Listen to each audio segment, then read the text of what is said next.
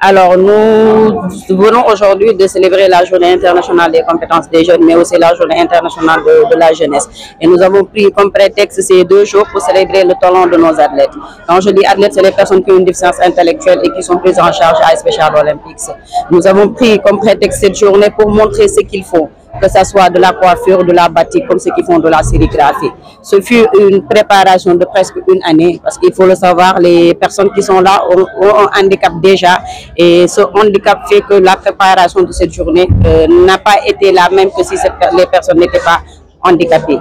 Et cette journée, comme vous l'avez vu à l'intérieur, c'est une journée d'exposition de leur réalisation. Et nous voyons ici qu'il y a c'est pas seulement à Dakar qui est représenté, mais d'autres sous-programmes aussi sont représentés.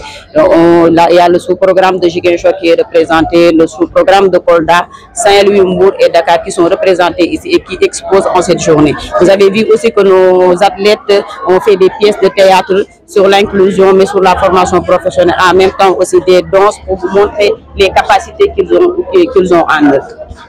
Alors, nous ne les formons pas sur le plan professionnel, mais le nombre d'athlètes qui ont participé à cette activité sont au nombre de 42, qui sont là depuis jeudi. Et il faut savoir que la célébration n'a pas commencé aujourd'hui, c'était depuis hier avec une formation sur le leadership que nous avons fait, mais aussi avec la mise en place du Conseil national des athlètes de Special Olympics Sénégal. Il s'en est suivi cette journée aujourd'hui pour cette exposition qui est faite avec une présentation de 42 athlètes. Quelle est la particularité de cette édition par rapport aux autres? Alors, pour ce Special Olympics Sénégal, c'est notre première édition de célébration de cette journée. Et la particularité aujourd'hui, c'est que, bon, je dirais pas vraiment particularité, c'est que tous les sous-programmes de Special Olympics ne sont pas présents aujourd'hui. On a juste fait une sélection, comme c'est notre première édition. Alors, ce que nous attendons aujourd'hui, c'est que les partenaires qui vont visiter ces stands puissent voir les potentialités de nos athlètes, qu'on puisse en ressortir avec des bourses de formation pour ceux qui en ont besoin, qu'on puisse en se ressortir avec des appuis pour ceux qui aujourd'hui veulent aller dans l'entrepreneuriat, ouvrir leur propre entreprise ou leur propre petite organisation pour pouvoir travailler. Parce que comme vous le voyez à l'intérieur, ils ont du talent, ils ne demandent juste à être appuyés pour pouvoir exceller. Aujourd'hui, ce que nous attendons plus des autorités, c'est qu'il y ait des centres de formation dédiés aux personnes qui ont une déficience intellectuelle.